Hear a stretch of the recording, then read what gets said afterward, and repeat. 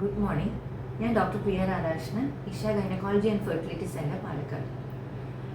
ഞാൻ പ്രധാനമായും ഡീൽ ചെയ്യുന്നത് ഇൻഫെർട്ടിലിറ്റി അഥവാ വന്ധ്യത ഉള്ള സ്ത്രീകളെയാണ്, അഥവാ അവരുടെ കപ്പിൾസിനെയാണ് ഡീൽ ചെയ്യുന്നത്. അതിൽ പ്രധാനമായി കണ്ടുവരുന്ന ഒരു പ്രശ്നമാണ് തൈറോയിഡ് പ്രോബ്ലം. തൈറോയിഡിൻ്റെ പ്രോബ്ലം എന്ന് പറയുമ്പോൾ അത് കൂടുതലായിട്ടും ആവാം, കുറവായിട്ടും ആവാം. തൈറോയിഡ് മെയിൻലി കാണുന്ന പ്രശ്നം ഹൈപ്പോ തൈറോയിഡിസമാണ് സ്ത്രീകൾക്ക് പ്രധാനമായി കണ്ടുവരുന്നത്. വളരെ എളുപ്പം ട്രീറ്റ് ചെയ്യാൻ പറ്റുന്നതും വളരെ പ്രധാനപ്പെട്ടതുമായൊരു സംഗതിയാണ് ഹൈപ്പോ തൈറോയിഡിസം അഥവാ തൈറോയിഡ് ഹോർമോണിൻ്റെ കുറവ് എന്ന് പറയുന്നത്.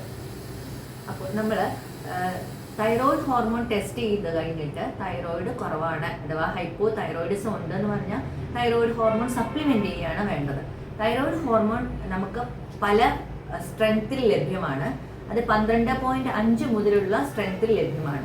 ഡോക്ടർ പറയുന്ന അളവിലുള്ള മരുന്ന് കൃത്യമായി കഴിക്കേണ്ടത് വളരെ പ്രധാനമാണ്.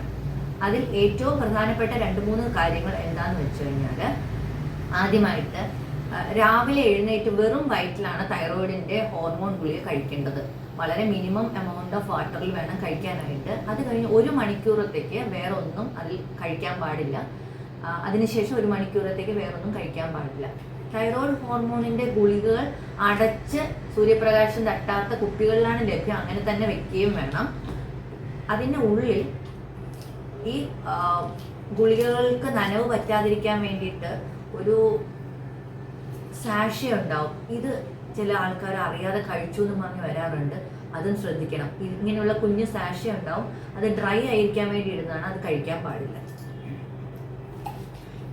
ഇതിൻ്റെ സ്ട്രെങ്ത് വെളിയിൽ തന്നെ എഴുതിയിട്ടുണ്ടാവും. ഡോക്ടർ പറഞ്ഞ സ്ട്രെങ്ത് തന്നെയാണെന്ന് ഉറപ്പുവരുത്തുകയും വേണം. എല്ലാ 3 മാസത്തിലും തൈറോയ്ഡ് ഹോർമോൺ ചെക്ക് ചെയ്യണം. വളരെ കൂടുതലാണ്, കൺട്രോൾ അല്ല എന്നുണ്ടെങ്കിൽ അതിനേക്കാളും അടുത്തായിട്ട് 6 ആഴ്ചയിലൊക്കെ ചെക്ക് ചെയ്യേണ്ടി വരും. ഇത്രയും കാര്യങ്ങളാണ് തൈറോയ്ഡ് ഹോർമോണിനെ കുറിച്ച് ശ്രദ്ധിക്കാനുള്ളത്. പ്രഗ്നൻ്റ് ആയ ചില ആൾക്കാർ തൈറോയിഡിൻ്റെ ഹോർമോൺ നിർത്തിയിട്ട് വരാറുണ്ട്. അങ്ങനെ ചെയ്യരുത്.